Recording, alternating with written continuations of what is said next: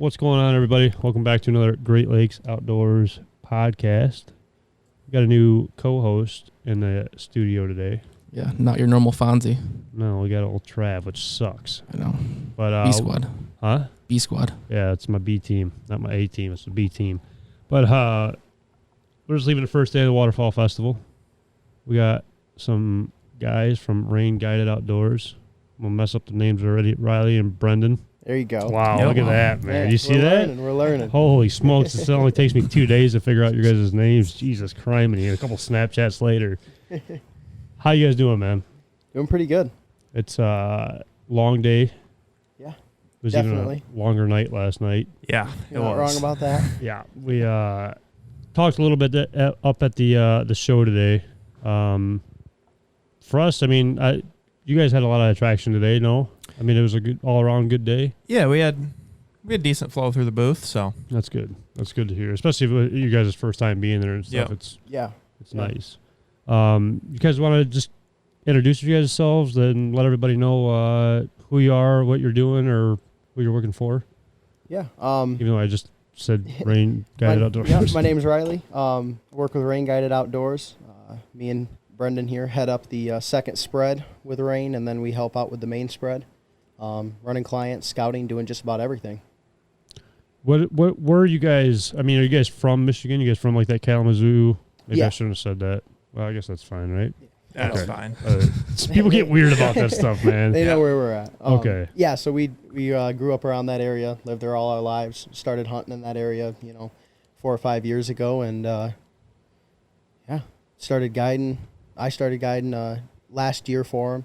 This is my, I guess, first time running the spread with everything this year. And What about you? Yep, I've been with Ryan ever since he started it back in 2020. Okay. So past couple years we've gotten pretty big clients wise. Bigger and bigger, Yep, just keeps growing every year. So which is awesome. Yep. To see that. Like I said, like we did that little short segment up at the festival today, and to see good people doing it, I mean, it goes a long ways for just the industry itself, because there's so many people out there nowadays. I mean, spend 10 minutes on Facebook and you find out who the good people are and the bad people real quick. Yep. About the bickering. So it's nice to see you guys out there doing this thing the right way. What kind of got you guys into like the whole guiding aspect of it all? Because for me personally, it becomes more of a job instead of like a fun buddy hunt kind of thing. So it's got to be a different atmosphere for paying clients, out there with you. it's definitely a different atmosphere. It's never like hunting with your buddies, talking, having fun out in the field. There's always a different part of it. But part of the thing that gets you into guiding, is showing people your love for the sport and why you do it. So it's nice with clients because you get a lot of people that are newer at it, don't know how to do it, aren't as experienced as we are because we've been doing it for years now.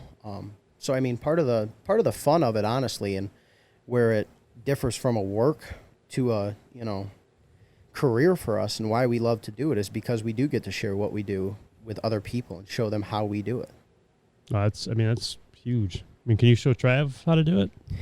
I mean, we can try our best. I might have to but come down and do it on some guided hunts. I mean, kind of birds up my ass. I will say some people are unteachable, but That's true, man. I'm sure you guys have seen a lot of different people and characters, I guess, to word it correctly, out in the field for you guys. yeah, Yep. definitely. I mean, every group of clients different. Every man you meet's different, but that makes some of the fun of it too. We've met some amazing people doing it and formed a lot of good friendships and connections over the years. It's pretty crazy how that all works out, ain't it? Like, if you really break it down, like even like just the podcast alone, we talked about it a little bit earlier today.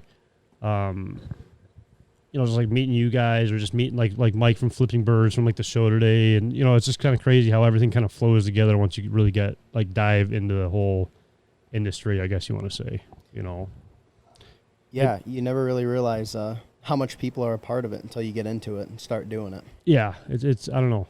It's kind of just like a humbling like thing, like to realize like you're like, holy shit, like this is like I'm in it. You know what I mean? Like I don't know. It's for me anyway. It's kind of crazy.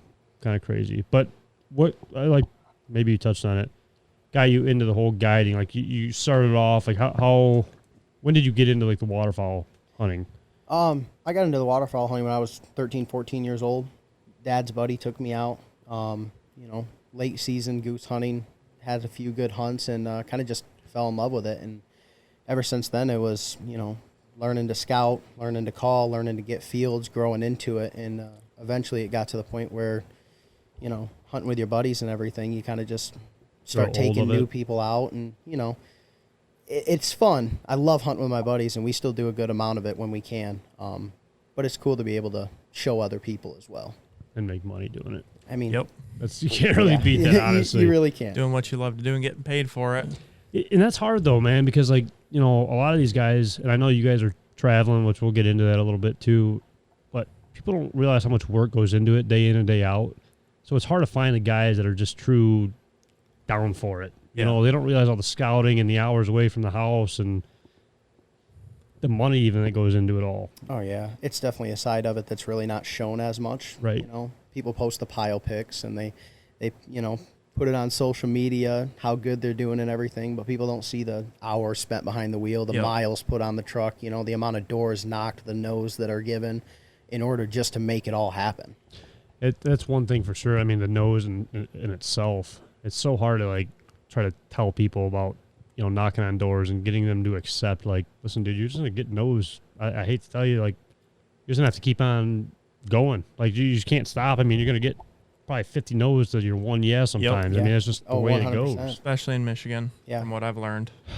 Man, around here anyway, it's almost like, my uncle's cousin's niece's boyfriend, sister's son hunts it, or you know what I mean? Deer hunts yeah, it. you get a lot of that. It's just kind of ridiculous to an extent, but I mean, obviously you got to respect it and whatnot. But I'd rather just someone tell me no. Yeah. Just tell me no. You don't want me out here. You don't have to be nice and beat around the bush. Just tell me no about it, and I'm good with it. When you guys are guiding, do you guys shoot? Because I know a lot of outfitters, the guides, don't shoot.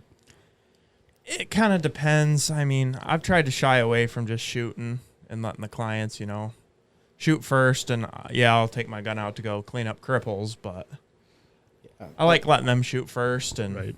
Yeah, and I mean, at the point of once if you got 3 clients out and 2 guides, once the clients do get their birds kind of thing, us guides will pick up our guns and, we'll finish out our limit purely because we're out there having fun, Right. And it does, like he said, it does depend, too. We do have clients, that we've become more than just clients with, that we're good friends with, that we communicate with regularly, and it does turn into a buddy hunt, to where it's more just us going out having a good time, hunting to hunt, not hunting to guide. So make people happy in a sense, because I mean, at some point you're gonna be like, well, I'm making money on it.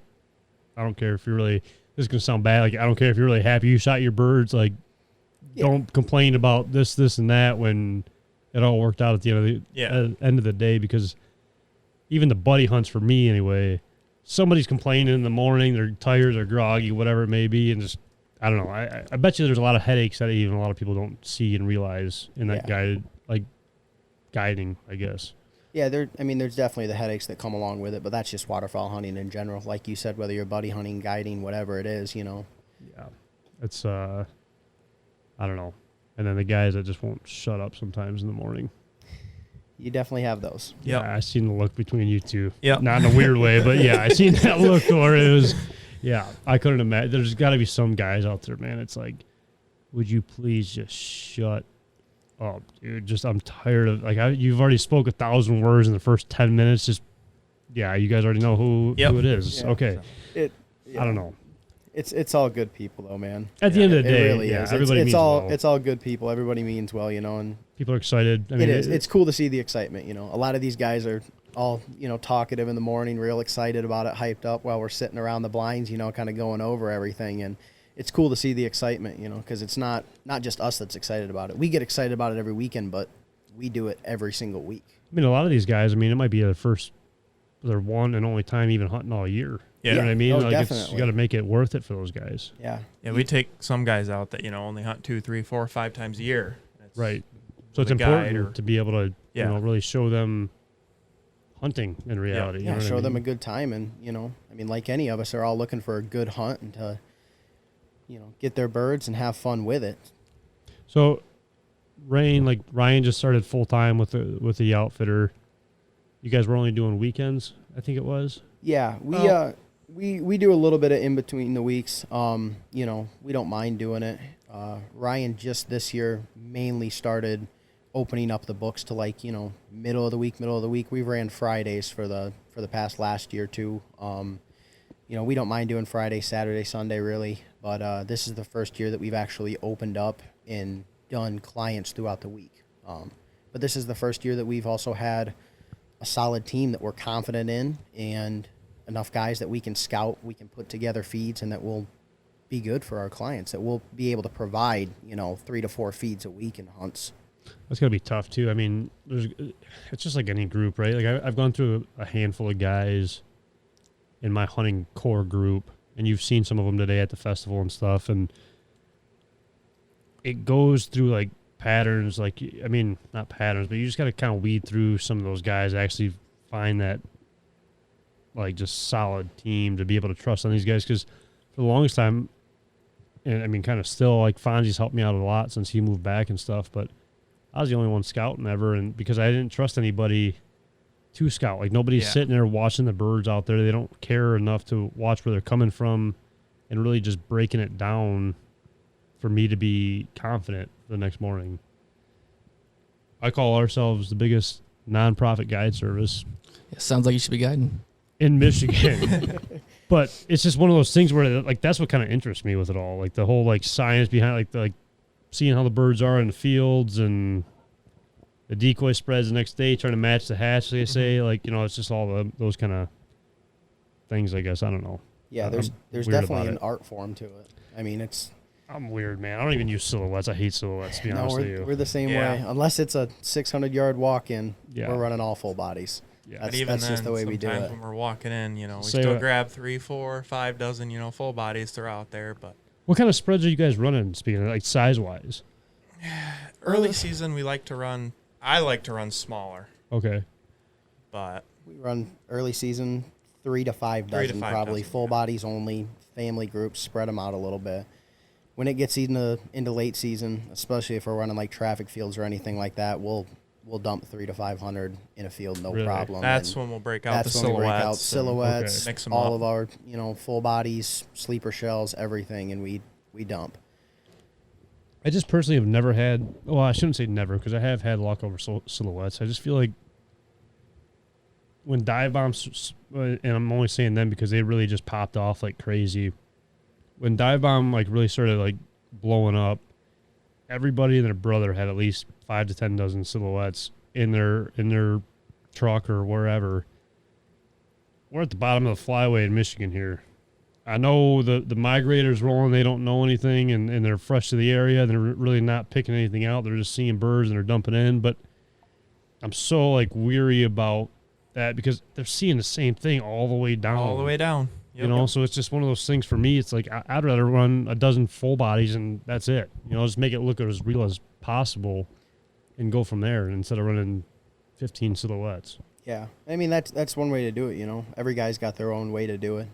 We're kind of the same way. We run all full bodies up until the point where we have to run silhouettes to fill a spread. Where we need to run bigger, basically. Right. Just use silhouettes for basically more pop and it's just fillers, visibility. That's all we use them for. We keep. Go ahead. Yeah, we keep the kill hole.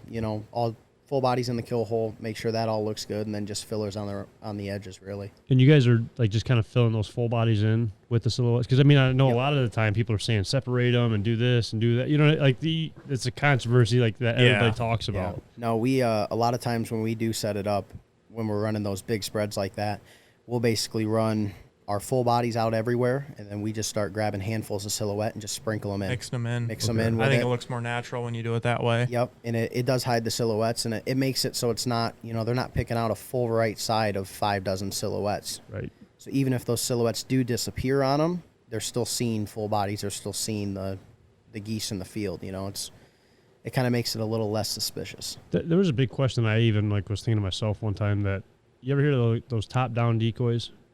Yep. You know how some people get weirded out with birds flying right over top and they're just seeing just lines in the fields and stuff?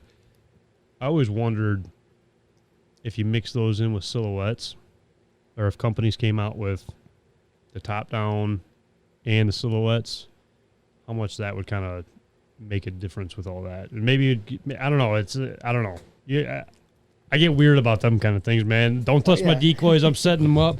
That decoy is looking at me funny. I'm going to move it 2 foot and make it not look at me. But the decoys, like I said, like the top down and the silhouettes, I've never used a top down decoys, but I don't know. It almost makes sense in my opinion. I don't know if you guys probably never thought of that. Probably think I'm weird for thinking that way, but I know you do, Trav. But I don't know. Clientele this year, I mean, are you guys pretty much booked up for your first year so far? Or? We're pretty booked up at the moment. We still do have available dates. We definitely keep days open, and a lot of times we do get 2 clients kind of thing, and those are always, we can always add more guys on. But we do get a lot of clients that'll come in throughout the year, especially once you get into like October.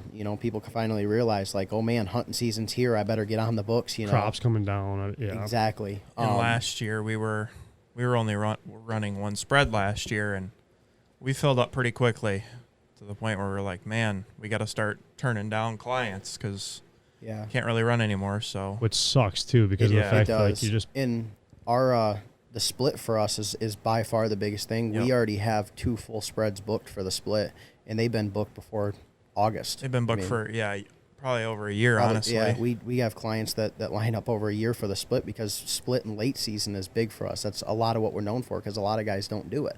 Yeah.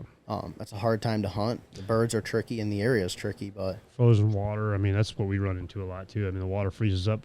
Our roost, for example, is like a very shallow lake. I got you.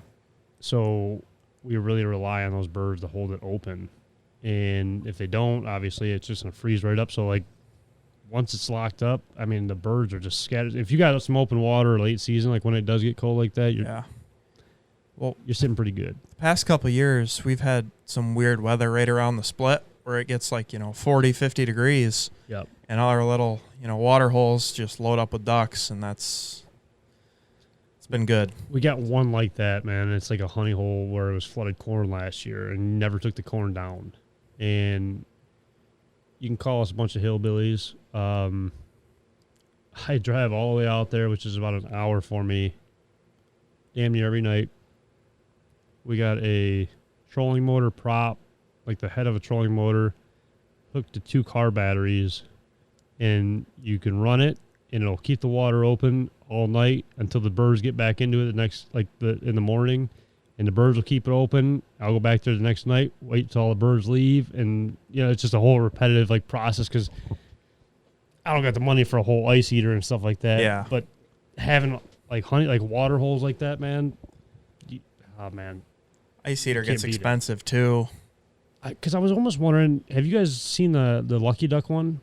Like the floating one? Uh-huh. Have you guys ran that at all? We have not, no. No, we just got pretty basic ice eater that we run. Okay, because the one flooded field, I don't know, you guys might have seen pictures or videos or whatever from it, but it's not deep. It's only like ankle deep, maybe to calf deep. So it's like you can't stick a whole ice eater down in there. Even though I think it ate my phone last year. My phone's still in there. I haven't found it. Like, it's gone. Halfway through the hunt, I look at my sister, and I was like, hey, you see my phone at all? And she's like, what the hell what I have your phone? And I was like, yeah, it's a good point. I looked at my zipper. My zipper was down. I think the phone dropped right out in the hole, which sucks. Yeah, because you lost all our videos and stuff that you had. Videos, pictures, and all the other spicy stuff. Yep. Weirdo. I don't know. There's some, and it almost goes back to like what we talked about earlier too with the flooded spots.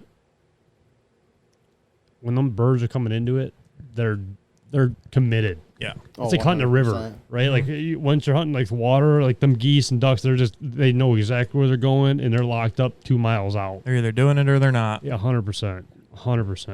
I don't know. It's something crazy, but when it gets, let's say past our seasons here in Michigan, you guys are traveling. Yep. Where are you guys going? This year we're actually going out to Kansas for a little bit. We're going to be out in Kansas for about 2 weeks or so. That's more or less a trial run for us. We're going to be helping out Donnie Bailey with Burning Skies, and then Ryan is also coming down, and he's going to have a few clients coming for rain. So we're going to do a little bit of that, more testing the waters in it, seeing if that's something we're interested in. But then during the springtime, once conservation season gets around for snows, we go down with Whiteout Outfitters, okay. Clay Orkey. kind of sounds familiar, to be honest with you. He's from the Michigan area. Yep. Ryan's known him for a long time. Me and Brendan have known him. And so we go down there, and we end up guiding for him for probably about 4 weeks or so throughout the springtime, help him out. And that's kind of something we're also looking into, starting to try to branch out into new areas, new things, and get into those aspects of it. Now, are you guys hunting cranes at all? Like, that's fall time as well, isn't the cranes? Yeah. Yeah, we don't. That's more of, yeah. Because I know Donnie does that quite a bit Yep. down. Yep. He does that down in Down in Texas. right? He does, Yeah. yep. Yeah, that's something we haven't really got into yet. I know Brendan's gone down and hunted with him Yep. before down there. I've hunted cranes. I'd definitely do it again. It's awesome. Man, I'd love to go down there and shoot some cranes. And honestly. they're probably one of the best eating birds. So How hard are those? Because I feel like that every time I hear someone that is hunting them, they're so like the eyesight is so good. They're saying. I mean, is it that Yeah. hard? hide. That's Really? the biggest thing with cranes. Are you using full bodies? Full body cranes or silhouettes. Because I've heard people going all out with like stuffed Yeah. decoys. There's guys that run stuffed cranes, and they'll run a couple Wait, dozen of them. But Do you need to, or teaches their own kind of thing? yeah, it's kind of each is their own. But Okay. hide's probably the biggest thing for cranes. I gotcha. I don't know. I'd love to go try it. I mean, obviously we can't here in Michigan, but where you guys probably get a lot of cranes though too. Yeah. Tons. Last year it got so bad the cranes were pushing geese out. Really? Yeah. Yeah, we'd have cranes take over our feeds. Yep. And they were literally pushing the geese south. 15 to 25,000 cranes up in certain cities just sitting there on the marshes and bogs all the time. So in your guys' opinion, Michigan should open up some sort of crane season? 100%. They open crane season, I might not ever run a goose hunt. Really? It's, I probably would, but we have cranes a are- lot of cranes around us. If they did open a crane season for us, that'd be huge. yeah. That's an untapped market. And, I mean, we'd be able to really figure it out because all of our fields are loaded with them. Have you guys ever ran a crane spread for honkers? Like just a small, see, I'm a big guy on realism and comfortable, like being just the realistic and having, you guys been to Knutson's, I'm sure. Knutson's out in like the Brooklyn area. I have, yep. They got like every single decoy you could possibly even think of, whether it's herons or whatever they got it there, right? I've seen people throw those out there in their duck spreads even on the water just to be realistic. Listen, you know where you're at right now because it gets weird around here, man. I've heard it. A lot of guys call it confidence decoys, and I've seen people do it too. I've never seen people do it with sandhills, with cranes in a goose field. We've never done it ourselves. Might be a thing to maybe a couple of them if they're not pushing the birds out of it. I don't know. Yeah. I mean, I've seen a lot of guys do it for ducks. Don't call me dumb yet, man, until you try. Don't knock it till you try. That's the old saying. Don't look. Why are you getting red, Trev? It's fucking hot in here. It is hot. And I'm wearing a sweatshirt for some fucking reason. Take it off. Show me your cans. I don't know. I don't know. I get weird about that. So around here, for example, late season, there's a shit ton of swans. If you go out there with 2 swans, some coots, and some mallard decoys, maybe one other person that you know would do that, and 2, name one other person that has tried that and has been denied with it. Nobody's doing it. And it's like, again, it's the confidence. The pressure, I know you guys might not be hunting pressured areas, but like the pressured areas could be onto something. Yeah, I mean, it doesn't hurt to try. Don't be judging me right now because I see you smirking, man. I'm not judging you at all. we got a little flooded pond back home, and there's always swans sitting in it. And you ever run them? No, exactly. That's what I'm trying to tell you right there, man. It's true. Whether or not you think about it that way, I mean, it's. Well, it's probably because you haven't needed to, right? Yeah. Which is true. We also don't hunt pressure screw all as three much. of you guys. A lot of our area is not as pressured though. So I mean, trying something different like that to make it look more realistic, I can completely understand it. I don't know. I'm from over here, so growing up, well, I shouldn't even say growing up because I've only really been into it for 10 years maybe. something like that. as hard as that kind of is to believe now, and it goes back to like being a part of like the industry, quote unquote, kind of thing, and knowing the people that I know, knowing you guys that have been doing it for years and guiding and just all people all over the place, and being fortunate enough to talk to you guys and pick you guys' brain about stuff. I think about that weird stuff. Think about maybe throwing a snow goose or two out in a spread. This is what I deal with on a daily basis right here. We've thrown. I got to pay him to hang out with me. We've mixed in some spec decoys, even though we very Have rarely you? see specs, but we'll throw them, late season or Now, December. are they as visible though? Not really, no. Just so, I mean, in your opinion, do you think it really like shows a difference? And I'm not saying like it's bad to do that or anything. I'm just like out of curiosity. I don't think so. We kind of just when we run big, we kind of just toss them out there like, Is why not? Is it a personal thing? Like, Yeah. like you're like, yeah, this would be different than everybody else's spread, but like, because I feel like they're still dark on the top. I mean, if they're coming in, they see that one or two specs out there.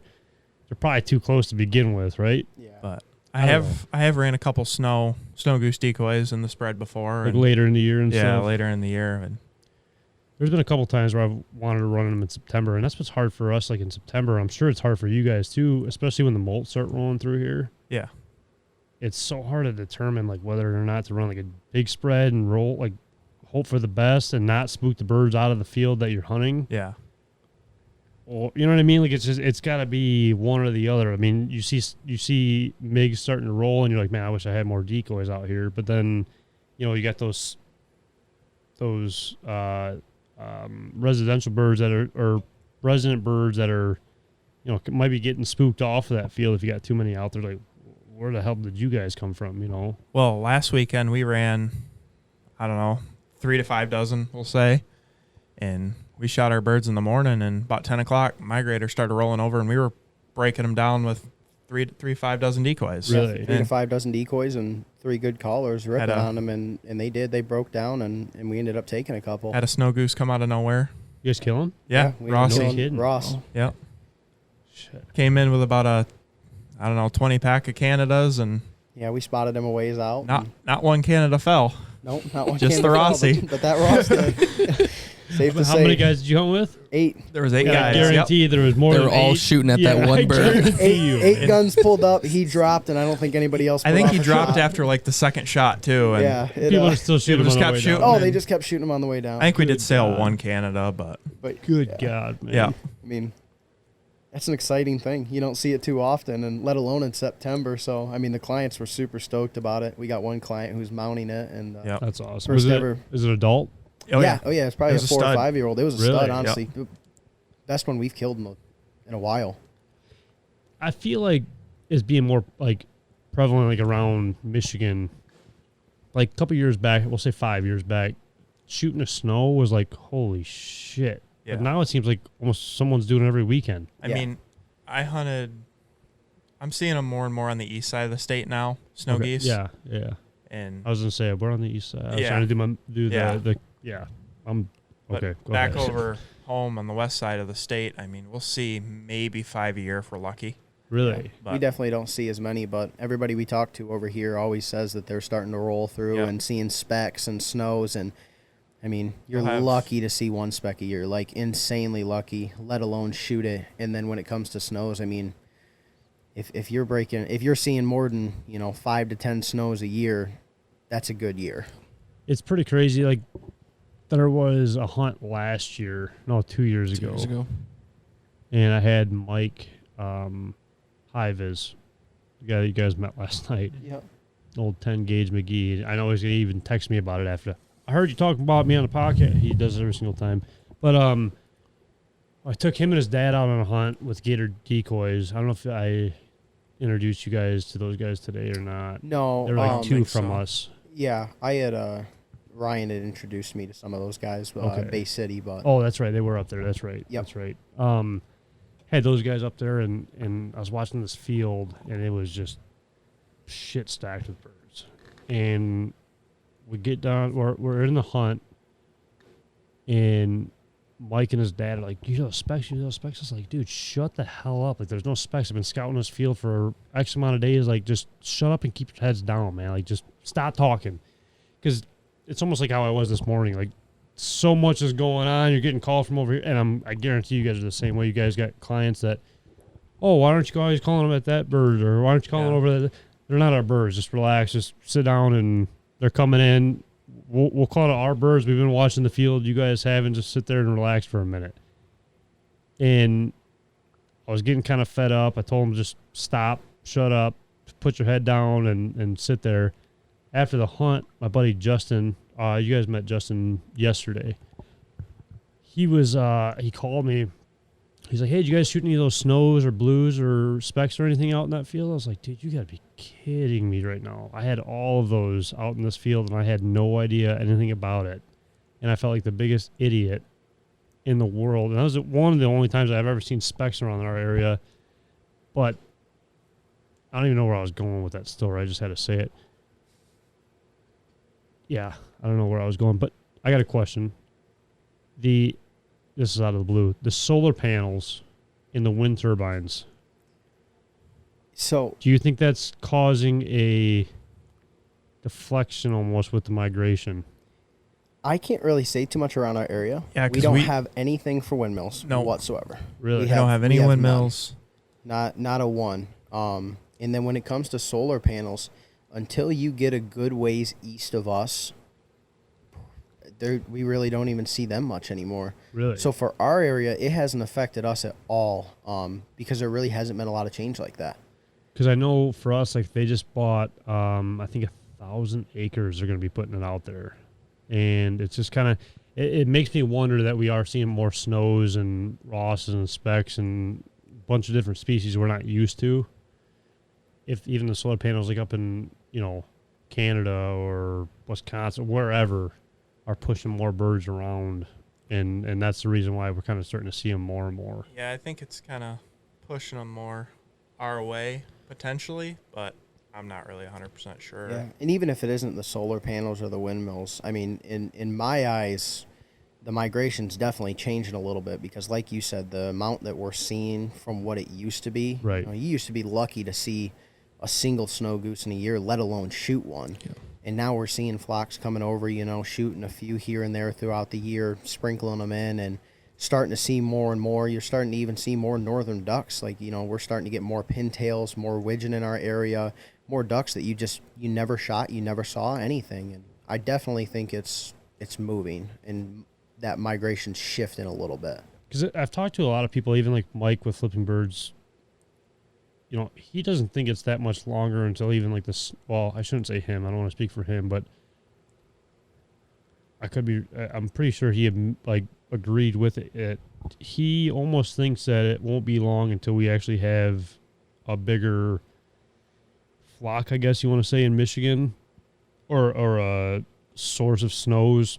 Yep. That are more prevalent, that are like nesting here almost, that it's in their flyway. Yeah. Do you think it's, in your guys' opinion, like you just said, you're shooting more pintails. Like 1 year you shoot more pintails, 1 year you'll shoot more black ducks, 1 year you'll shoot more widgeon out in the field, whatever it may be. It seems like it kind of all rotates, right? In my opinion, it does for us where we're at. Do you think it's kind of just like the rotation with the snows and stuff too, or do you think like it's actually? I think they're starting to push more into the area over the years. Okay. I mean. Yeah, I'm the same way. I definitely agree that they're pushing more in the area, and you're seeing more and more. I don't think it's a, it's just like a cycle. Yeah, I mean, I think it's definitely certain ducks are pushing through certain areas more often, and same with geese. But just from what we're seeing, and we put a lot of miles on the road and a lot of hours in the field, we're seeing more and more and more every single year. The old Toyota. What'd you say you had a 08? Yep, 08. 8-foot bed, cap on it. It's a goose hauler. It's a pure goose rig. That's all it's built for. I've been wanting a Toyota bad, like a Tundra. I want to buy a Tundra, honestly. That's exactly what I got. I don't think my dad would let it park it even down the street from him. That's the only problem with it. Because I feel like it's like the most reliable vehicle nowadays. It really is. You got an 08, it probably runs like a charm. Oh, yeah. I take that thing out to North Dakota with me, out west. How many miles you got on that Joker? Over 3? I'm at 230 right now. I got it, I got it 4 years ago, and I've put probably 70,000 miles on it and 60,000 miles on it in 4 years. So sounds like my truck out there. It's a 2019, I think it is, 2018. The one that you leased? Yeah. They had to pay for it. I bought it as a lease, man. I was 40,000 over on my mileage, and I have, I think, 180 on it. jeez. Yeah. Man. And then people want to say, like, we're not out there, Scott. Like, I'm not the one out there driving. I got 180,000 on a 2018 or 19. It's like, yeah, I'm screwed, man.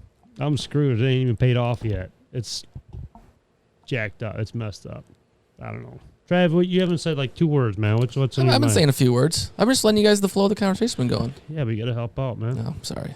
I guess for me, I've never done a guide service before. So I guess walk me through what Rain Guided Outdoors is from start to finish. Like, get there in the morning. What's going on?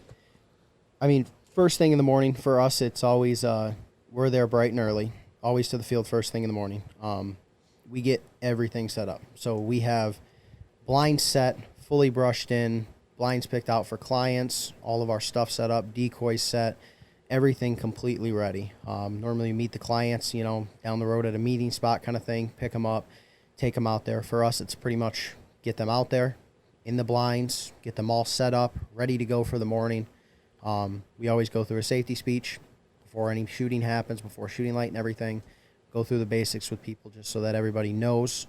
Always start the morning off with a prayer. Have a prayer with the clients and everything.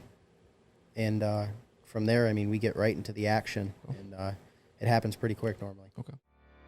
Another sponsor I wanted to bring up was Gibraltar Duck Hunters Association.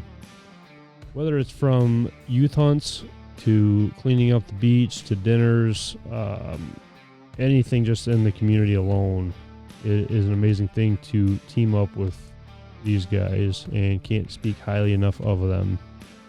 From everything that they do, it's absolutely amazing, and I highly suggest anybody out there that has a local DU or just a small association, highly suggest teaming up with those guys and giving back as much as you possibly can, because if not, who knows what the future holds. Like I said, greatly appreciate those guys letting us team up with them, and I really cannot express how excited I am for the future. But back to the podcast. How many guys are out in the field? Like, how many guides are out there? Normally 2 to 3. 2 to 3, yep. Two is normally what we minimally run. Certain days we have 3 if we don't have a ton of clients. But I mean, if you're running 8 clients, you're only running 2 guides purely because you don't want 11, 12 people out in the field with photographers and everybody like that. Yeah.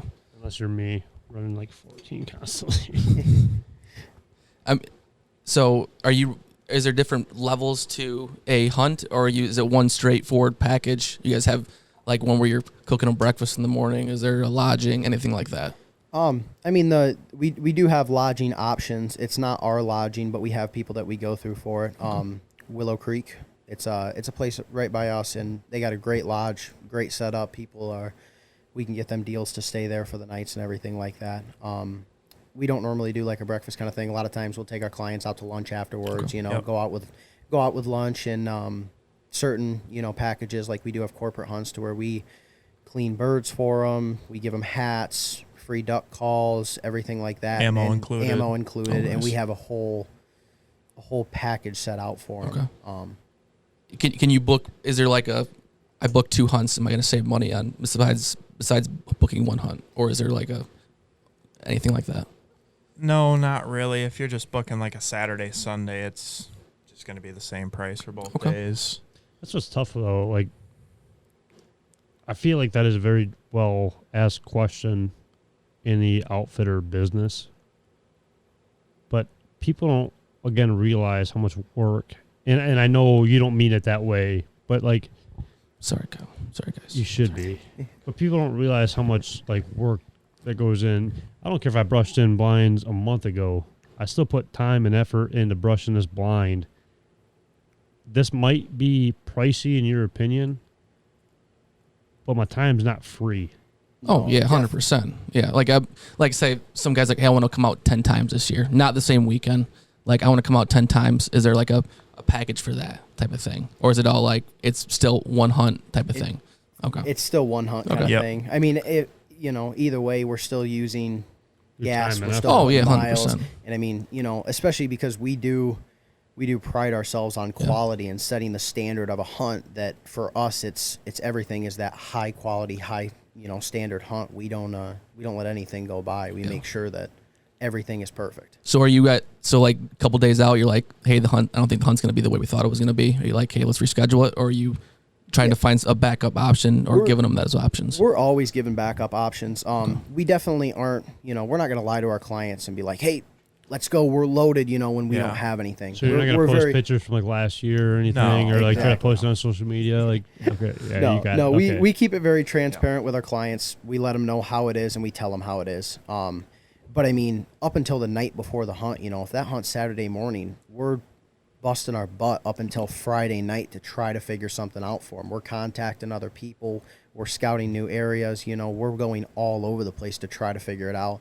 Because the last thing you want to do is, you don't want to take a client on a gar hole of a hunt to where it's terrible and bad name on you guys. Exactly, and offer a bad quality hunt. And so I mean, we're definitely transparent with them on look. Yeah. If this isn't going to work out the way it is, we want you to reschedule. We want to give you the best opportunity to kill your birds. Yeah. Okay. I know some of the guide services. Well, I shouldn't say some, but I know like one. They shoot the birds at like 70 yards out. Yep. Yeah. You probably know. Yeah, I see the shit eating grin on your face right there. Yep. You guys killing them in the hole? Yeah, killing them in the hole. Thank you. There's no pass shooting about it. There's some guys that are like, oh, let them out because that's like where the pattern's going out and that's where the clients shoot better. No, get them in the hole, man. If they can't shoot them there, then they shouldn't be shooting at all. 100%. If the birds are acting funky, I don't mind calling it, 25, 30, but it's right. 70 is a little ridiculous. Yeah, past that 25, 30. I don't know if you know what I'm talking about, but I feel like, Riley, you do to an extent, but like, that's not a good time for me, or for like if I'm paying for a hunt, I'm expecting these birds to be back flapping in my face. 100%. Well, it's the experience, right? You want the birds right in your face. It's the experience. It's the quality of the hunt. It's it's everything. And even just the setup and stuff in the mornings, like showing up to a spot and you're paying. I'm expecting to just jump in a blind and shoot. Basically, that's what I'm paying for, right? So I know some outfitters, you're setting up decoys with them. I've been on a few hunts like that where I've helped out, guide or whatever, and the clients are out there running the decoys with us. It's like this ain't good. I don't even want to be. I personally don't like that. I don't either. I like to be 95% the way set up when the client's walking in the field. Maybe adding a little brush here and there, but I want to be able to walk in, throw their stuff in the blind, sit down while we finish up the last little bit if we have to, but decoys are usually always set and blinds are pretty much brushed in and ready to go. As the guides, we kind of, we also know how to do it. We have the experience to set it up and everything. You got to pride yourself on that kind of stuff. 100%. That's the quality that we bring, and we have no problem at all explaining it to the clients, why we're doing certain things. I mean, ask the questions. We love them. We like to share how we're doing things and why we're doing certain things. But, a lot of times, if we scout this field on a Thursday, we know how the birds are. We already know how we're setting up that Thursday night, even though it's Saturday morning we're hunting. And after the hunt, I don't even care if the clients just sit around and talk when we pick up. They're not forced to pick up decoys. Nope. They're not forced to take care of blinds. They're not forced to help with anything. Let us do it, Sit back, crack a beer, have a good time, and watch us do the work. I mean, that's is it beer on rain? Is that how it is? I mean, depends on the hunt, depends on the people. But do you guys let clients bring in dogs or let them call? If they want to bring in dogs, we'll let them. Yeah, we're not opposed to it. I mean, it's all the same thing though. It's like if it's your hunt type of thing. Yeah, if you bring in the dog and your dog's flaring birds because it's not well trained or it's breaking or anything like that, it's kind of a weird area. Safety issue. It becomes a safety issue. But if we got a private group that's coming in, that's 6 guys and they all know each other and they want to bring a dog, it's bring the dog. It's on you guys if the dog spooks the birds and you don't shoot them. That's such a frustrating thing though, because you put all that time and effort in, and then I understand if it's a young pup and you just got to get it out there, because like when my dogs were young, even to this day, I'm like, they might flutter some birds out, because again, we're a non-profit guide service damn near. So I'll say like, hey, like, the dogs are going to scare the birds. I already know that, but I bet you there's going to be another flock after. So just sit tight, relax. The dog's got to work at the end of the day. I'm not going to be sending the dog back and forth. But for a client's dog to do that, and if they understand, good in that aspect, but at the same time, you put all that work into scout and brush in blinds and make it as successful as you possibly can, and that come about where the dog is like causing a bunch of problems. It's just like, man, you got to be kidding me right now. Like, it's got to be a frustrating thing at some point. Yeah, there are definitely some frustrating parts of it. Do you ever get to a point where you're just like, I don't know if you have any horror stories with it, but like send the dog back to the truck or anything like that? Like, hey, honestly, we haven't had too many clients that have wanted to bring dogs along. Okay. A lot of the clients we do get are more or less, they're guys that do it, like you said, once or twice a year. They just out to have fun. They take their buddies out. We've had clients to where it's a son and his dad and, their his grandkid kind of thing. Mm-hmm. So we don't get a ton of clients that are super hardcore waterfowl hunters. So we haven't had any really horror stories that I can say with anything like that. Which is good. I mean, we can't complain. Knock on wood right now, boy. I don't know. You hear so many nowadays. I mean, maybe it's just the social media aspect of it all too, just like promoting it more. But man, the stories that I've been hearing about everything is just, I don't know. Like even the guys that we know down south, like they want their dogs to jump. Like, as soon as we stand up to shoot, like, they want their dogs gone. Because the way they can mark the dogs and follow that bird all the way through the field. Because to an extent, I understand it, because some fields down there are a lot different than the fields that we're hunting here. They may be a mile, 2 miles long. Yeah. But at the same time, I'll take the side-by-side and go get that bird. I'm not going to send my dog, 100%. Especially with people that I don't know whether they're returning clients or not. I'm only hunting with these guys a certain amount of time, like maybe once or twice a year, we'll say, right? Yeah. I don't trust him just because I hunted with him yesterday to be shooting in front of somebody else's dog and then hell break loose because somebody shot somebody's dog, and you know what I mean? Yeah, it's a safety concern for us even when we do run dogs. I got a great yellow lab. She's amazing. 95% of the time she'll never break. Mm-hmm. But if that 5% of the time, if she breaks and someone shoots a low cripple that she's coming across at, it's just too much of a concern. So I keep my dog on a lead and a stake purely for her safety and for the safety of everybody else around. Even though I know my dog's great and I know she's not going to have any issues, it's a safety thing for us, and that's number one concern while out in the field, especially like you said, with people that you don't hunt with often or with clients that don't get to hunt often. Mm-hmm. I mean, what kind of blinds do you use for your dog? So I just, when I run layouts, all I have is a little dog layout blind. Just a simple layout blind, brush it in, throw it on an end next to one of our layouts, and that's about it. Because we run a Dakota for the Red Lab. Yep. Which is nice because it's got the door, so it's kind of like the same thing. Yeah. I have one. I run the Rick'em Rights. Okay. So. And then my Black Lab, I think you guys seen her today. Yep. I throw her on a leash regardless. Like I don't care. Like I know she's, again, like 95, like you said, percent of the time she's fine. But them dogs are just like us. They get excited. They want to get out there and work for you. Yeah. And I hunt with these guys every single weekend, and I still just don't care.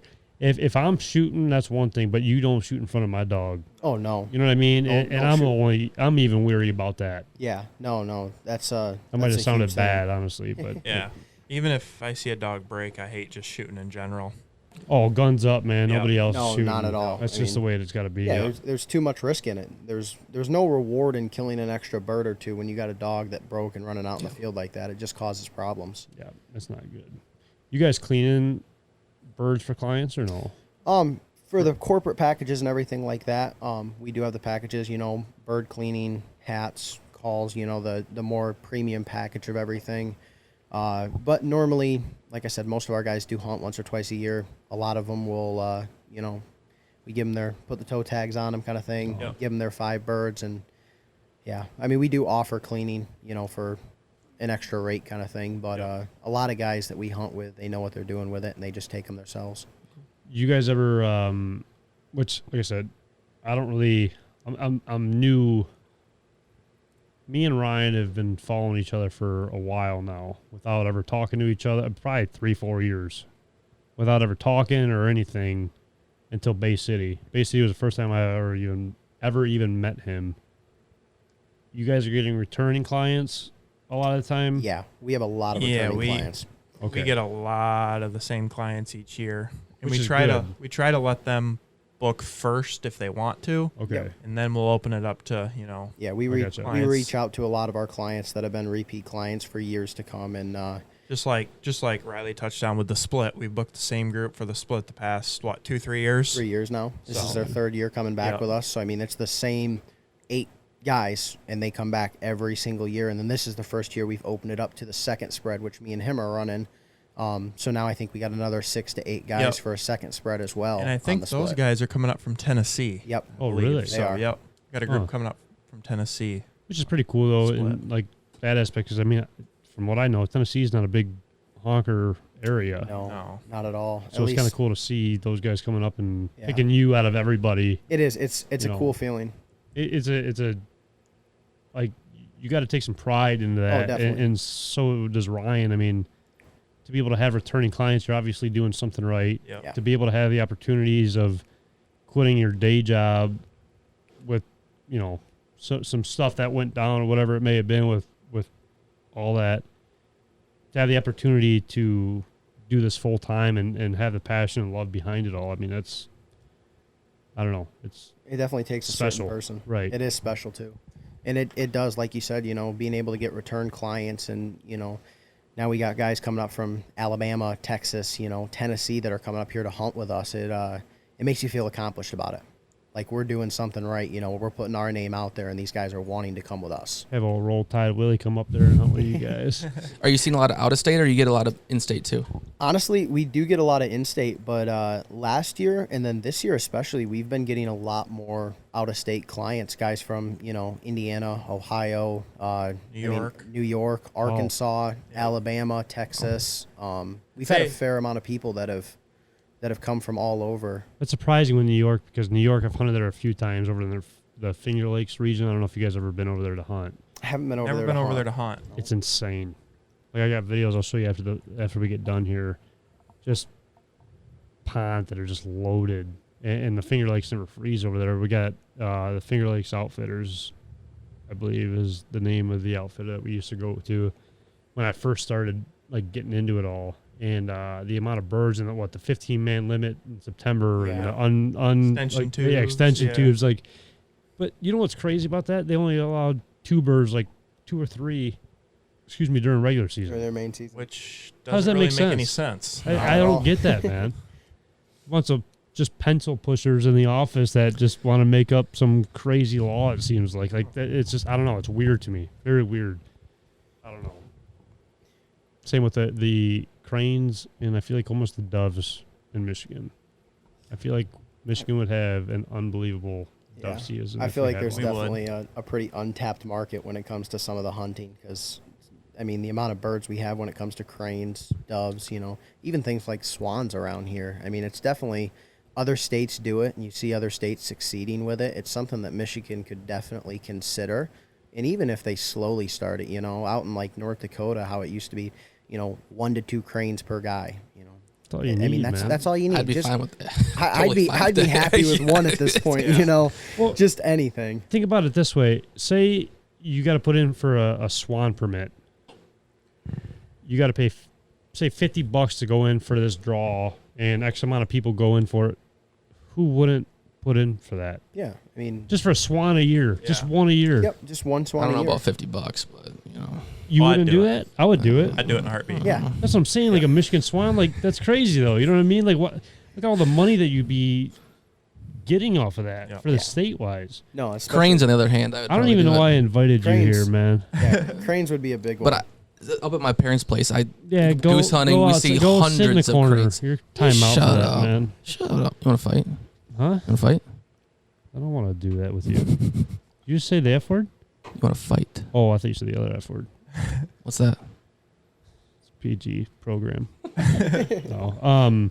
I don't know. I personally would though. I know cranes like up by your dad's though, like you were saying, like they're there's a abundance of them. That's a big word for me. And Spell it.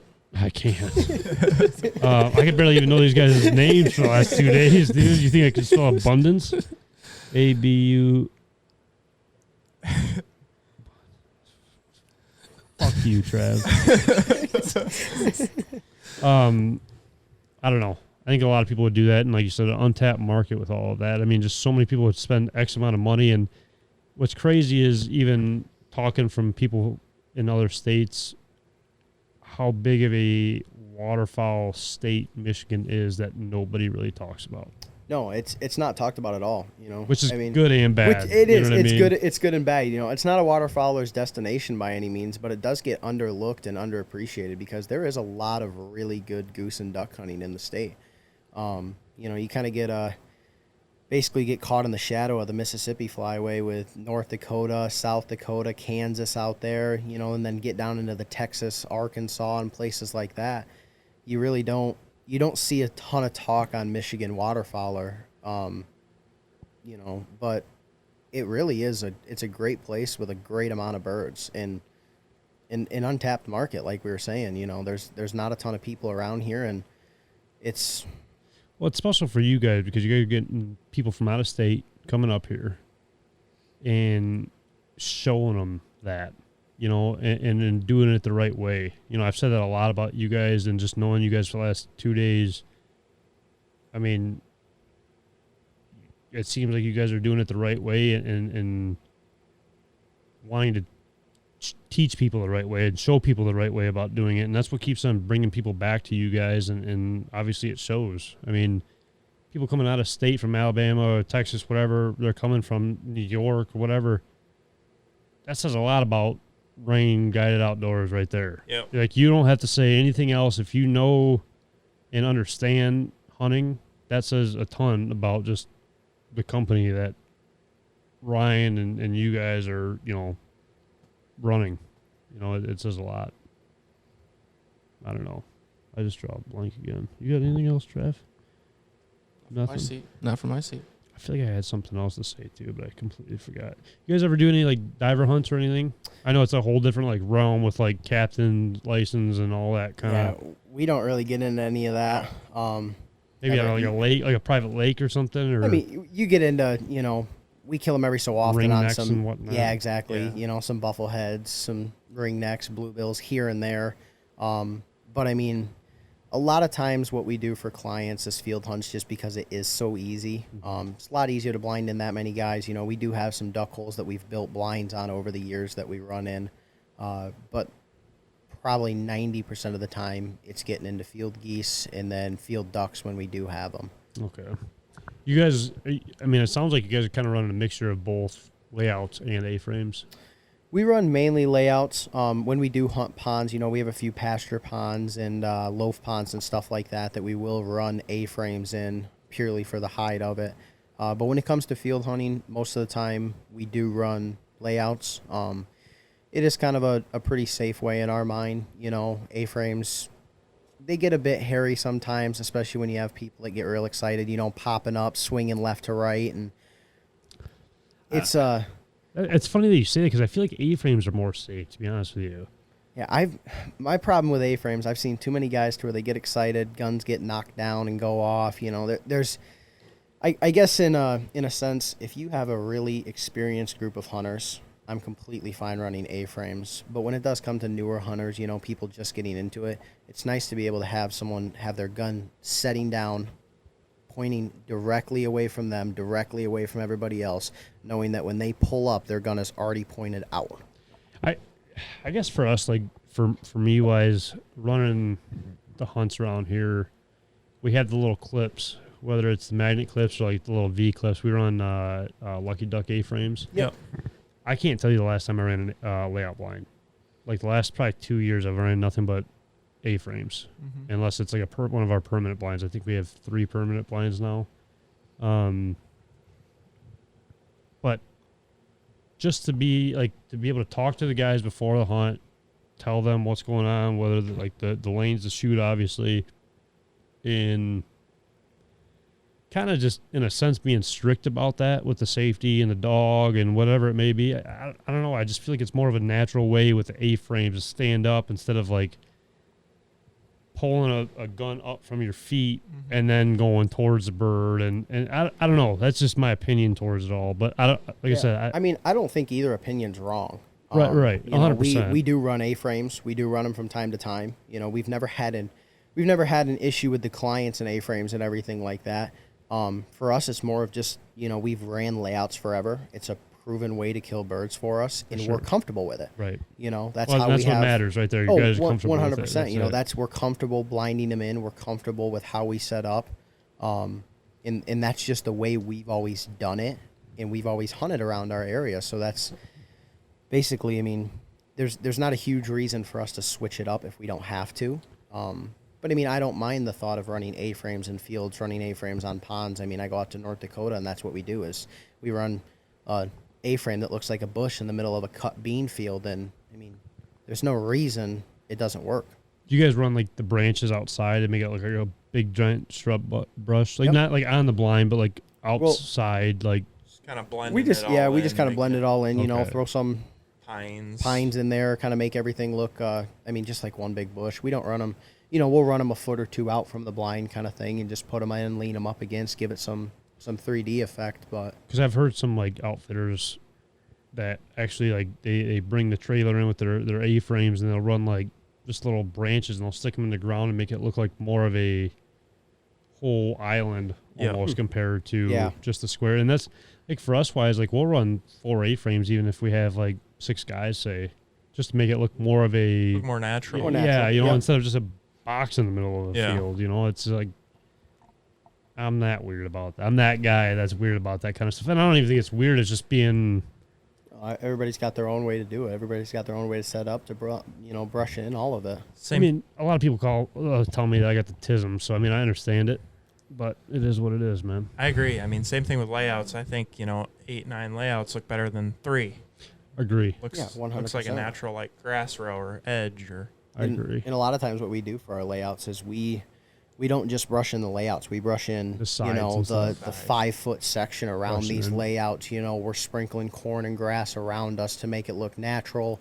Where we're walking at, we're recovering it. You know, getting brush from 50 yards away compared to pulling brush from 3 yards next to your blind is a huge thing. Because if you're just constantly kind of working brush 50 yards from the blinds, you're not taking away from your hide at all. That's what sucks too. Like you're getting out of the blind, it's a muddy field or whatever. You're tracking mud all over the place. Before you know it, you look in front of that blind and it's nothing but solid mud compared to the rest of the field. Whether it's layout blinds or A-frames, it's people don't look at that much, man. And they always just go back to, oh, we calling too much? Is it decoys? Do we need more? Do we need less? What's going on? You know, it's for me, even like the decoy aspect of it all. I'll run decoys, I don't know, 75, 80 yards out past us because for me personally, I think the wider they are, the more they got to look and kind of really break down that's the spot where the call's coming from. And that's, you know what I mean? Like they're not, they're going to finish in front of us. Don't worry about it. But they're not really pinning on that one spot where they're going to be scanning all over the decoys and stuff. And definitely looking not. right on top of the blinds. A lot of guys. Yeah, you know, it's I don't know. A lot of people get into the bad habits, you know, like we say it, we don't run shapes. People dude, guys, 100%. Running a U spread today or a J spread. We hate that kind of stuff. So we're with it, you know. We don't mind putting the decoys 60, 70 yards out from the blind, filling space, and people look at you like you're crazy too. They do too. I mean, you know, when you got decoys so you can see 70 yards out in front of you, you're like, what? We can't shoot that far. Yeah, what's going to stop them from landing out there, you know? Just trust the process. It is. It's a trust the process, you know. Having a few in the landing zone, having a few decoys spread throughout, 2-packs, 3-packs that kind of push them one way or the other is huge. The best way that I could explain, like, my favorite decoy spread, and I know I just denied, like, the whole, like, the shapes and all that, is an F. I'll run decoys all the way to my, like, say we got a I don't know, whatever wind. Well, I'm running it all the way to the right, like just one long finger, kind of having them feeding up and just kind of sprinkled, not heavy, but light out. And then I'll have like a 6-pack kind of off to my left just a little bit. Say we got a east wind and we're looking due south. I'll have like a little 6-pack or something like it just landed coming in to my left. I'll even run in another, like even further past that, another probably 30 yards, and have another line that even shoots out further and kind of have them circle, like kind of filing into like that pocket just behind like that 6-pack. You know, it's like there's a pocket, but you really can't see that pocket. Yeah. You know, it's not really a shape or a letter or anything. I mean, it is, like I said, like an F, but like it's more of a natural kind of look to it, because I'll even sprinkle even some beyond that, knowing they're not going to go all the way out there, like kind of fly over that last big line to get to that other spot. You know what I mean? Like I don't know. Decoys are weird. It is. Everybody's got their way to do it. Everybody's got their, their style, everything. But yeah, I mean, that's a lot of what we do. We'll spread decoys out, kind of bunch up the areas, and then I mean, we normally put a good 2 to like you said, put a 6-pack in the kill hole kind of thing, and it kind of forces them to do it. Big thing we like to do, and like I said, we don't like shapes and whatnot, but we run more or less like a T-spread.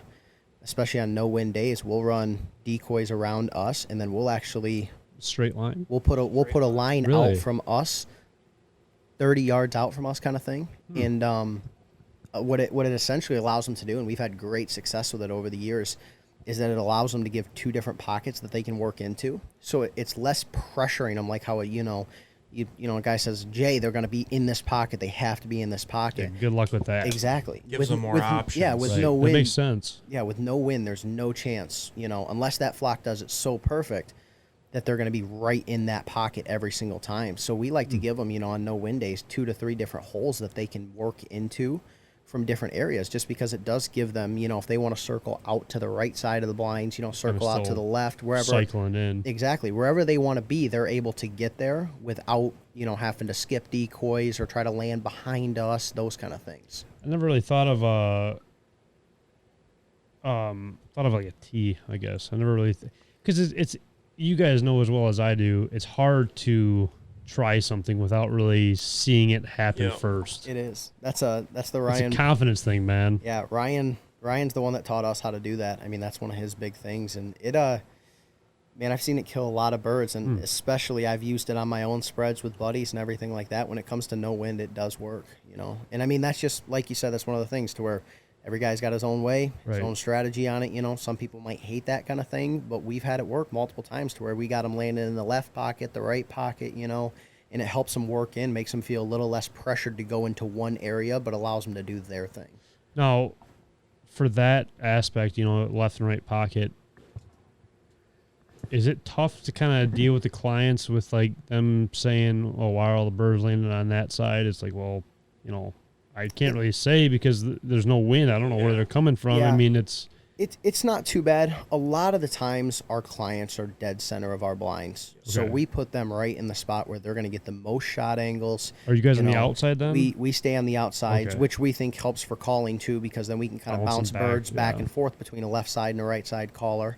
Then our guides have flags on a right side, left side kind of thing. And we in a spread like that, having them in the middle to where they can, and I mean, all you're doing is running a decoy or 2 wide when you run out the middle like that. You're not running a big ball out the middle or anything.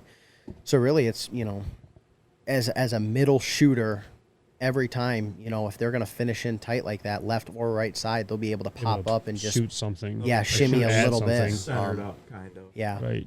Huh. Well, you guys will have to send me some Snapchats because I'm kind of curious just to see how that would even like look wise. Yeah. I know we do it a lot early season when we don't have wind. When we get these no wind days, Yeah. when it's just stale and there's nothing to it. That light variable wind, we definitely run it quite a bit. That's interesting. You guys ever hunt like loaf ponds or anything or no? We do. Yeah. Yep. Yep. We hunt especially once it gets early season, we do have some pretty good loaf ponds that we like to hunt for geese.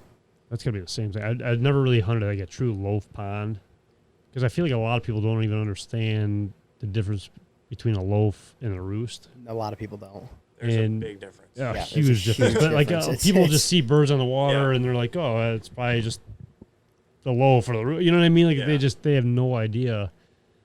But the loaf's probably like the same thing as like a small body of water, like a river almost. Yeah. Like they're in it, man. Like it is. Well, It's 100% committed. yeah, it's a treat to see them decoy I'm into sure. a loaf pond like that because I mean, in the loaf ponds that we run are cattle ponds, smaller ponds. They're not huge.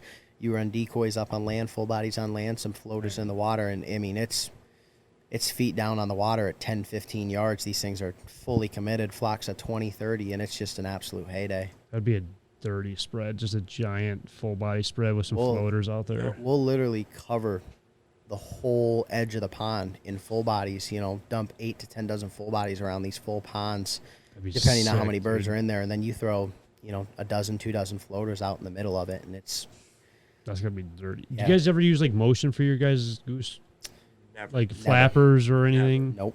We use goose flags. That's it in the blind. Yep, in the blind to hit them from a distance, make sure that they see us and committed.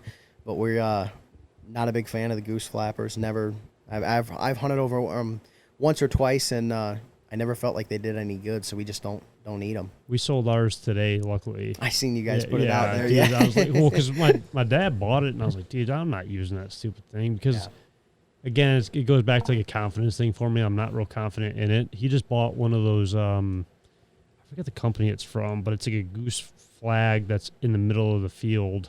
It's Yeah. almost like a magic mic, but it's electric. that's what we have. We have the magic mic. Okay. We do use that from time to Ran time. it a little bit here and there, but See, this Not one's a ton. electric. Like you press a button and it flaps it for you, I gotcha. and it goes down. I'll have to show you guys after the because I don't remember the company, but it's either like a 30-second hesitation, or you can choose like you press the button and it flaps like a magic mic, and it goes down. You got to press it again, do it again, or you know what I mean. There's like gotcha. a pause in between.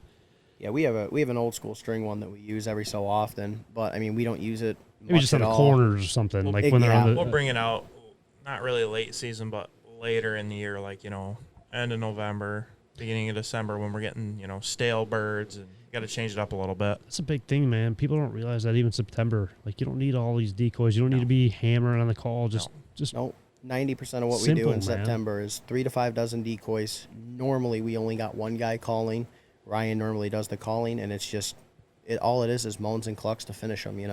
There's not many times unless you do start getting into molts or bigger flocks that we actually have multiple guys calling and, Right. and working birds like that. It's just not needed. So this is your second year guiding, right? Yep.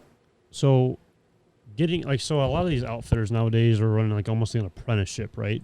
Yep. Yeah. Did you kind of have to go through that, More or less. or did either one of you guys have to kind of go through that? Honestly, not really. So it's when I joined last year, it more or less started out as a, hey, let's do a trial run, see what happens, See what you got, see what you know. I helped Ryan out early season on a few hunts, and it kind of went from let's see what you know to me and Brendan last year were the only guides that Ryan really had. Yep. 'Cause we so we lost one of our other guys middle of September last year. and so It's I just kind of part of the business. it Yeah. is, it definitely is, It and sucks 'cause, I mean, a lot of those guys become your friends and family damn Yep. near, but yeah. And that really, Once Riley really stepped up. once he for left, us. I kind of stepped up into the position he had as a right hand man with Brendan, and basically hopped into scouting full time. And I mean me and him were both guiding every single weekend last year. If we had clients, it was me and him out there with Ryan, I and gotcha. that's all. Yeah.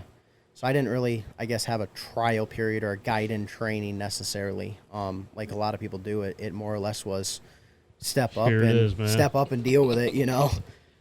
And I could tell from you guys, like, you guys have the passion behind it all. And I just don't understand, like, the guys that just don't, man. Just let live for this It's stuff. all I wanna just- do. Yeah, Yeah, it's, man. It's I mean, if it's not hunting, I'm thinking about hunting. If it's off season, we're preparing for hunting. That's all there is to it for us. for me, it's just like dissecting it in a sense. Like, how are they out there? what kind of birds am I hunting? Am I hunting locals? Am I hunting birds that are just passing? Like, what's going on? You know what I mean? Just really figuring it all out. There's way more into it than just throwing out 10 dozen decoys and calling Hoping it for the birds, best. you know, hoping for the best. Shooting geese. You're talking about scouting with, not just scouting to see the birds in the field and be like, oh man, it's loaded. There's 300 to 400. Where are they going? You got to see, where they're landing. Are they all where coming they're together? from. Like, what's going on? What sizes are the flocks? How are they coming into the area? What's the most realistic way that they're Where's the high? Where's the wind tomorrow? If they do this, what's going on? You know what I mean? Doing a south wind, you know? Right. Yeah. I don't know. That is what I love. Like, I'm kind of over. I'm not over, but I'm more in love of everything working out the way I kind of envision it compared to just pulling the trigger and knocking some birds down. I want to see it all work and 100%. land in the hole where I want them to land. Like, to be able to trick them, it's almost like turkey hunting. To get a turkey that close to you, to be able to pull the trigger, I don't know, it's something special. Oh, 100%. In my mind, any guy can go out there on a Saturday morning and sky bust birds that are going over them at 40, 50 yards and shoot their 20 birds, you know. It's 100% possible. Spend an hour at Point Moulet on opening morning, you can figure it out real quick. Exactly. But, you know, there's a different kind of feeling to it and a different kind of satisfaction when you have the birds feet down in the hole landing 10, 15 yards and you're able to just clean out a flock of 6 and know that everything that you worked for, that you scouted for, your setup, your hide, everything plays into effect. It's just everything comes together. It is. Everything comes together, and it's a different kind of sathsatisfaction when it all comes together and does it right. Do you guys do any turkey hunts or no? We do. Oh, you do? Okay. Well, we do. So, yes, we through rain, we run turkey hunts. I don't guide turkeys. You don't turkey hunt? I turkey hunt. I was just saying, I'm going to judge you hard right now. I just don't. I don't ever want to really guide turkey hunts. Yeah, turkey hunting because of more of a passion. Yeah, okay, exactly. That makes sense. I don't have as much of a passion for turkey hunting. I love it to death, but I'd rather be able to take out like friends and family and people that I know real well and put them on their first bird. More of a passionate thing behind it all. Exactly, more of a passionate thing, and you know, I feel like guiding sentimental to you. Yep.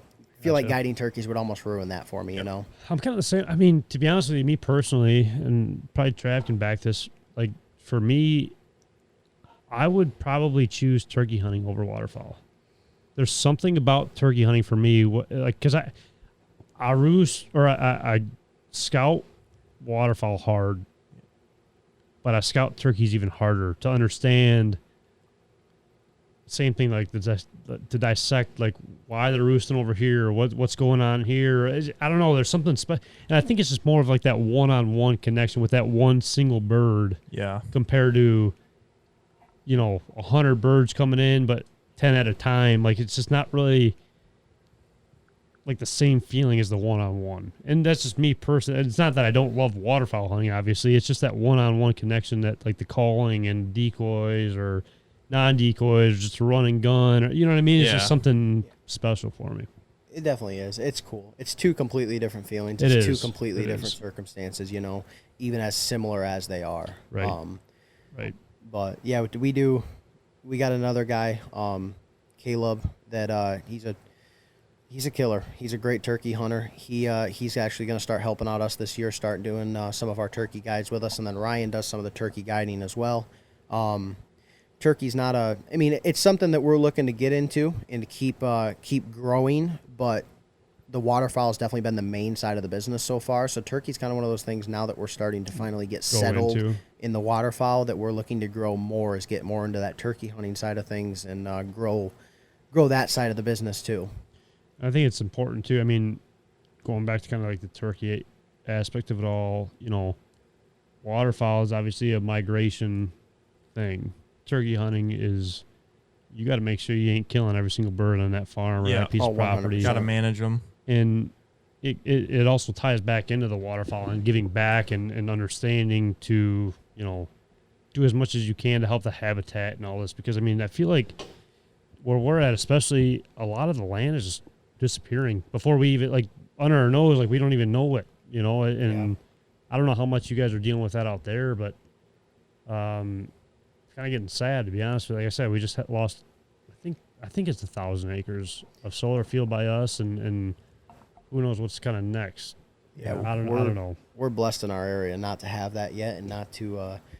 It's not coming towards us at the moment. You know, Right. we have a few here and there, but it's not a huge thing around us, which makes it nice. But I mean, we also don't have as big as cities. You know, Right, we don't have as right. many people. It's a lot more farming, a lot more country living. You know, Small town USA. exactly. It's a 8 to Right. 10,000 people per town or less, and That's a love-hate relationship right there, because It everybody is. knows everybody's business and what's Yep, going on. 100%. That's But the hard part about all that. yeah, it does make it nice though. I mean, Right.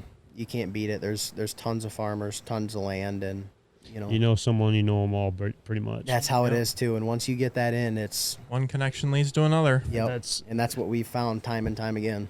My main farmer, man, I've tried for 4 years to get on his piece, and it was no. And finally he broke and just, here, you can try this piece out. Then you can try this piece out. Okay, just hunt whatever you want to hunt. Just let me know what's going on. And then Yep. sign permission. And next thing you know, I'm texting him, hey, do you know this guy? And call this guy up, and a strong no right off the rip. And, so-and-so, just give me your number. We hunt all of his land. Oh, then you guys are good to go. Just like, it's kind of crazy how that Yeah. all snowballs into it. And that's why you can't give up even when you're knocking on doors. Kind of backing up into like the whole door knocking and stuff. You just can't give up after one no. Yeah. No, you. And I'm gotta- not saying bugging the guy. No, I'm just saying I mean, you don't want to be a nuisance to him Right. either. But at the same time, you don't want to be a Trav no. because you talk so much during this podcast. I'm just sitting here. You tired or something, man? I'm tired. Kept me up late last night. It's a long I had night. to You get up early smacked this me in morning. the face with a pillow this We were morning. up How do you late. think I feel? Sorry. What do you want me to do? I almost shit my pants when I seen you, man. You got a 6'2" guy standing over top of you. Looked like he saw a fucking ghost this morning. Dude, I was scared, to be honest with you. I was like, what in the world is going on right now? I was gonna cry. Dude, it was bad. It was bad. I don't know. But you got any other questions for these guys? I don't know. For me personally, it was a pleasure meeting you guys. Yeah, Yeah. it was was. amazing to meet you guys, hang out with you for the last couple days. Yeah. It's been, been special. awesome. Yeah, you guys are more than welcome. Come over whenever. I don't know if you guys do much walleye fishing or anything. You guys are more than welcome Oh, yeah. to come out in the Love it. springtime. Yeah. Yeah, we'll definitely have to plan something out. Get you Yeah. guys over for some goose hunts. Come over here, have some fun with it this year. So Yeah, I mean, we'll see. I don't know. This podcast probably dropped in 2 weeks, I'd say, after the festival and whatnot. But obviously, we'll see you guys tomorrow. And like I said, it's been a pleasure getting to know you guys the last 2 days, and look forward to the future with it all. Yeah. 100%. It's been great. So, But before we go, where can they yes, find good you? call, good call. Instagram, all kind of stuff. Instagram, Facebook, website, Website. Rain Guided Outdoors LLC. Yep. Anybody else you want to shout out on top of? Open dates for bookings. Yeah. I that mean- kind of stuff. Guided Outdoors. Yep. You can go on to Guided Guided Outdoors. You Outdoors. can go on and that'll Guided pretty Outdoors, much and that's got our schedule. That's got everything like that. The open dates that we do have. really they easy allow to you book right on there too. Yep. That's a super easy way to book. What's your guys' prices? Right now we're at $275 a gun. Okay. Yep. So. Any sponsors you guys want to shout out or anything? Yeah, we really appreciate Last Flight Calls. Yep. Matt Hicks and Zach. They're a huge company for us. They've helped us out a lot. Yeah, I mean, along with that, Banded. Yep. What ammo do you guys shoot, by the way? We shoot Apex. Screw you guys. I'm I just mean, joking. hey, I love Migra too. I've shot Okay. it. I've shot Migra for a while, but Okay. yeah, Apex has also helped us out I a gotcha. lot, and we do appreciate them as well. Anybody else that I can get mad at you guys for? I'm just joking. No, like I said, it was a pleasure meeting you guys. Yeah. It was a pleasure to be here. We're Yeah, been a thankful for appreciate the it. opportunity. Yeah, of course, man. Trav, anything else? Oh, I good. mean, Excited for tomorrow. Point Mule. Yeah. Yep. Last Yeah. day. last day, day 2. But until next time, I appreciate everybody tuning in on this week's podcast. And until next week, Deuces. we'll see everybody.